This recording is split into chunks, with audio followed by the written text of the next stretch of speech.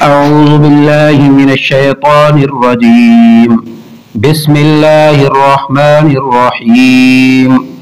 معزز سامعین، مدنی کہتا مختصر قرات کورس سبق نمبر 12۔ آج نون ساکن اور تنوین کا دوسرا قاعدہ اخفاء کی مشق کریں گے۔ اخفاء نون ساکن اور تنوین کے بعد حروف اخفاء میں سے اگر کوئی آ جائے تو وہاں پر غنہ کر کے پڑھیں گے، اخفاء کریں گے۔ اور حروف اخفاء تا، سا، جیم، دال، زال، زا، سین، شین، صاد، ضاد، طا، ظا۔ آئے مشق کی جانب چلتے ہیں۔ فمن تبع، نون ساکن کے بعد تا حروف اخفاء ہے تو یہاں پر غنہ کریں گے۔ فمن تبع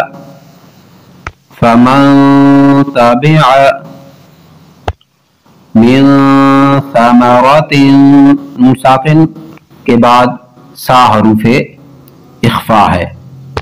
من جوع، نون ساکن کے بعد جیم حروف اخفاء ہے، غنہ کریں گے۔ من دونکم، نون ساکن کے بعد دال حروف اخفاء ہے، غنہ کر کے پڑھیں گے۔ من ذہب، نون ساکن کے بعد زال حروف اخفاء ہے، غنہ کر کے پڑھیں گے۔ فَإِن ذَلَلْتُمْ، نون ساکن کے بعد ذا حروف اخفاء ہے۔ من سفیہ، نون ساکن کے بعد سین حروف اخفاء ہے۔ من شکر،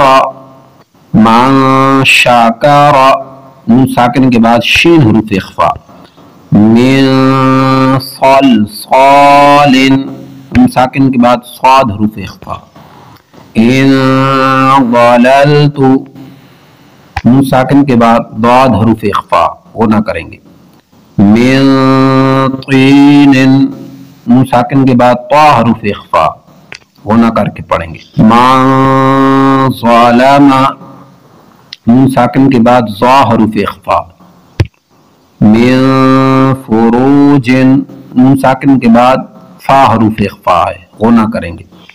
من قبل، نون ساکن کے بعد قاف حروف اخفاء ہے۔ من کتاب، نون ساکن کے بعد کاف حروف اخفاء۔ ینأون،